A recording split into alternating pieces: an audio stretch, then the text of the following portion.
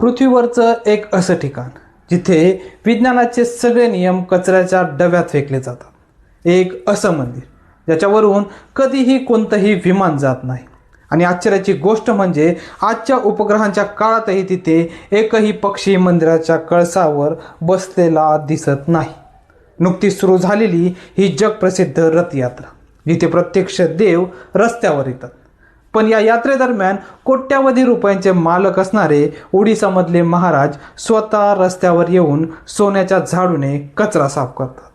आणि या सगळ्यात मोठं रहस्य दडलंय त्या लाकडी मूर्तीच्या छात्रीमध्ये, जिथे दर 12 वर्षांनी जुन्या मूर्तीमधून एक अशी गूढ वस्तू काढली जाते जिला उघड्या डोळ्यांनी पाहणारा माणूस त्याच सेकंदाला आंधळा होतो किंवा त्याचा जीव जातो. काय आहे हा ब्रह्मपदार्थ आणि का आजही विज्ञान या मंदिरासमोर हात जोडून उभं आहे? नमस्कार मित्रांनो, मी राहुल आणि तुम्ही बघत आहात डिकोड विथ राहुल. मित्रांनो, ओडिसामधल्या पुरी येथील जगन्नाथ मंदिराची रथयात्रा सध्या संपूर्ण जगात चर्चेचा विषय आहे. लाखो लोक ओढत असलेल्या त्या विशाल रथांचे व्हिडिओज तुम्ही सोशल मीडियावर नक्कीच पाहिले असतील. पण आज आपण वरवरची माहिती नाही तर या मंदिराच्या आणि रथयात्रेच्या अशा गर्द रहस्यांमधून खोलवर उतरणार आहोत जे ऐकून तुमचा स्वतःच्या कानांवर विश्वास बसणार नाही. आज आपण गोष्टी उलगडणार आहोत ज्या आजचं आधुनिक भौतिकशास्त्र आणि विज्ञान यांना थेट आव्हान देतात. चला डोळे विस्फाटून टाकणाऱ्या या प्रवासाला सुरुवात करूयात. जगन्नाथपुरी हे हिंदू धर्मातील अत्यंत पवित्र मानल्या जाणाऱ्या 4 धामांपैकी एक आहे. हे मंदिर साधारणतः 12व्या शतकात कलिंग राजा अनंतवर्तन चोडगंगदेव यांनी बांधलेले सुरुवात केली. या मंदिरात भगवान विष्णूंचे रूप जगन्नाथ म्हणजेच जगाचा स्वामी, त्यांचे मोठे भाऊ बलभद्र आणि बहीण सुभद्रा वास करतात.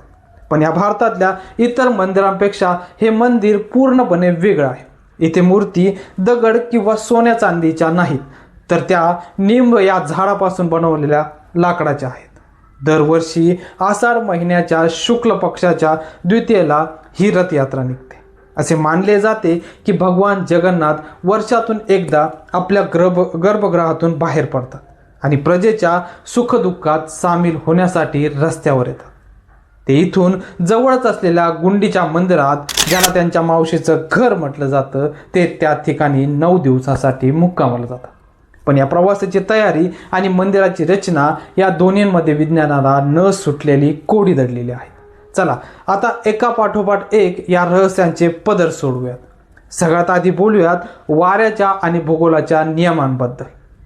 नियम 1, निसर्गाच्या नियमांची उलटचाल. तुम्ही कोणत्याही समुद्र किनाऱ्यावर जा, तिथे एक नैसर्गिक नियम असतो. दिवसा हवा समुद्राकडून जमिनीकडे वाहते आणि रात्री जमिनीकडून पुन्हा समुद्राकडे वाहते. पण पुरीमध्ये निसर्गाने आपली चाल उलटी केली आहे.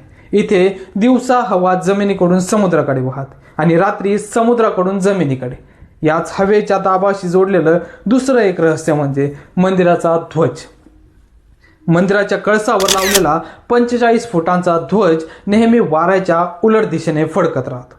हवा पूर्वेकडे वाहत असेल तर झेंडा पश्चिमेकडे उडतो, जेव्हा विज्ञानाकडे याचं कोणतंही हायड्रोडायनामिक्स किंवा एरोडायनामिक्स स्पष्टीकरण नाही. नियम 2, नो फ्लाय झोन.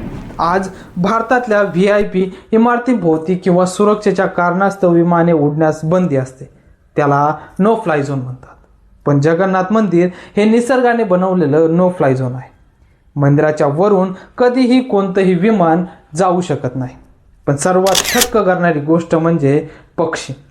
तुम्ही जगातल्या कोणत्याही उंच इमारतीवर किंवा मंदिराच्या कळसावर पक्षी बसलेले बघितलं असेल, पण जगन्नाथ मंदिराच्या सुवर्ण कळसावर किंवा त्याच्या आसपास एकही पक्षी कधी उडताना किंवा बसलेला दिसत नाही. पक्षी या क्षेत्राला का टाळतात यावर अजूनही संशोधन सुरू आहे. तिसरा मुद्दा म्हणजे सावली नसलेला घुमट. हे मंदिर साधारणतः 214 फूट उंच आहे. इंजिनिअरिंगच्या नियमानुसार एवढ्या मोठ्या वस्तूची सावली दिवसातून कोणत्याही एका वेळे तरी जमिनीवर पडायलाच हवी. पण आश्चर्य म्हणजे सूर्य कोणत्याही दिशेला असो, या मंदिराच्या मुख्य घुमटाची सावली जमिनीवर कधीच म्हणजे अगदी कधीच दिसत नाही. प्राचीन काळातील वास्तुकला तज्ज्ञांची प्रकाश आणि कोनांचे असे कोणते गणित वापरले होते जे आजही आधुनिक इंजिनियर्सला जमलेले नाही. नियम 4. सिंहद्वाराचा ऑडिओ. मंदिरात प्रवेश करण्यासाठी 4 दरवाजे आहेत. त्यापैकी मुख्य दरवाजाला सिंहद्वार म्हणतात. मंदिर समुद्राच्या अगदी जवळ असल्याने बाहेर लाटांचा प्रचंड आवाज येतो. पण तुम्ही जसं सिंहद्वार ओलांडून मंदिरात एक पाऊल टाकता तसा समुद्राचा तो प्रचंड आवाज एका सेकंदात म्यूट दिसतो. जणू काही कोणतरी ऑडिओ बटनच बंद केलंय. आणि जेव्हा तुम्ही मंदिरातून परत बाहेर येता तेव्हा तोच आवाज पुन्हा सुरू होतो. मंदिराच्या प्रवेशद्वाराची रचना अशी काही केली गेली आहे की आवाजाच्या लहरींना आत येण्यापासून पूर्णपणे ब्लॉक करते. नियम 5. दिव्य स्वयंपाकघर आणि 7 मडक्यांचे गणित. मंदिराचा महाप्रसाद बनवण्यासाठी ही पद्धत जगातील सर्वात मोठी आश्चर्यकारक गोष्ट आहे. इथे दररोज मातीच्या 7 भांड्यांमध्ये प्रसाद बनवला जातो. ही भांडी एकावर एक अशी उभी केली जातात की सगळ्यात आधी खाली लाकडाची चूल पेटवली जाते. भौतिकशास्त्राच्या नियमानुसार उष्णता खालून वर जाते, त्यामुळे सगळ्यात खालच्या भांड्यातलं अन्न आधी शिजायला. पण इथे निसर्गाचा नियम बदलतो. सर्वात वरच्या म्हणजे 7व्या क्रमांकाच्या भांड्यातला भात आधी शिजतो, नंतर 6व्या, मग 5व्या आणि शेवटी सगळ्यात खालच्या भांड्यातला भात शिजतो. आता वळूयात थेट रथयात्रेकडे आणि त्या गुप्त विधींकडे, ज्यांची माहिती ऐकून तुमच्या अंगावर नक्कीच काटा येईल. छेरा पहरा परंपरा. राजा जेव्हा झाडूवाला बनतो. मित्रांनो, जेव्हा रथयात्रा निघते तेव्हा उडीसामधल्या गजपती घराण्याचे राजे, जे सध्या दिव्यसिंह देव आहेत, ते पालखीतून येतात. ते या 3ही रथांवर जातात आणि सोन्याची मूठ असलेल्या झाडूने रथाच्या आजूबाजूला रस्ता स्वतः साफ करतात. त्यावर सुगंधित पाणी शिपडतात. हा प्रसंग अतिशय भावुक असतो. हा बिझनेस आणि लिडरशिपचा सर्वात मोठा धडा आहे. देवाच्या आणि जनतेच्या दरबारात तुमचा इगो, तुमची सत्ता काहीच उपयोगाची नाही. तिथे फक्त एक असतो, तो म्हणजे सेवक. नियम क्रमांक 7. 3 रथांचे गुरु. विज्ञान या यात्रेत 3ही देवांचे रथ पूर्णपणे वेगळे असते. ते दरवर्षी नवीन लाकडापासून बनवले जातात. भगवान जगन्नाथ यांच्या रथांचे नाव नंदीघोष आहे. याची उंची 45 फूट असून त्याला 16 चाके असतात. याचा रंग लाल आणि पिवळा असतो. बलभद्र यांच्या रथाचे नाव तालध्वज असून त्याला 14 चाके असतात आणि सुभद्रा यांच्या रथाचं नाव दर्पदलन असून त्याला 12 चाके असतात. सर्वात महत्त्वाची तांत्रिक गोष्ट म्हणजे हे भव्य रथ बनवण्यासाठी एकही लोखंडी खिळा, स्क्रू किंवा धातू वापरला जात नाही. पूर्णपणे लाकडाच्या खाचा एकमेकांमध्ये अडकून आणि दोऱ्यांच्या सहाय्याने हे इंजिनिअरिंगचं अद्भुत काम केलं जातं. आणि सर्वात मोठं रहस्य म्हणजे ब्रह्मपदार्थ. आता आपण त्या रहस्याकडे आलोय, जे ऐकून विज्ञानानेही हात टेकलेत. तर 12 किंवा 19 वर्षांनी जेव्हा अधिक मास येतो तेव्हा नवकालेवर विधी होतो. म्हणजे देवाच्या जुन्या लाकडी मूर्ती बदलून नवीन मूर्ती आणल्या जातात. ज्या रात्री हा विधी होतो त्या रात्री संपूर्ण पुरी शहराची वीज कायमची बंद केली जाते. पूर्ण अंधार असतो. मंदिराभोवती लष्कर आणि पोलिसांचा कडक बंदोबस्त असतो. मंदिराचे 4ही मुख्य पुजारी डोळ्यावर घट्ट काळी पट्टी बांधतात आणि हातामध्ये जाड हातमोजे घालतात.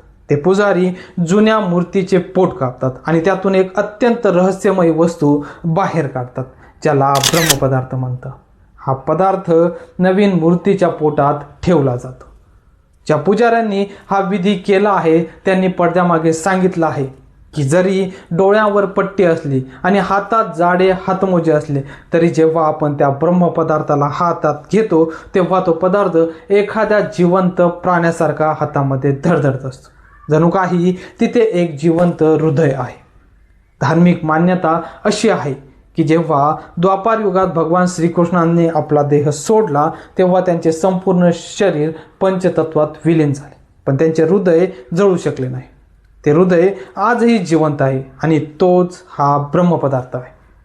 जर हा पदार्थ कोणी पट्टी न बांधता उघड्या डोळ्यांनी पाहिला तर त्याच्या डोळ्यांची बाहुली जळून जाईल किंवा त्याच्या शरीराचे तुकडे उडतील. इतकी प्रचंड ऊर्जा या पदार्थात असते.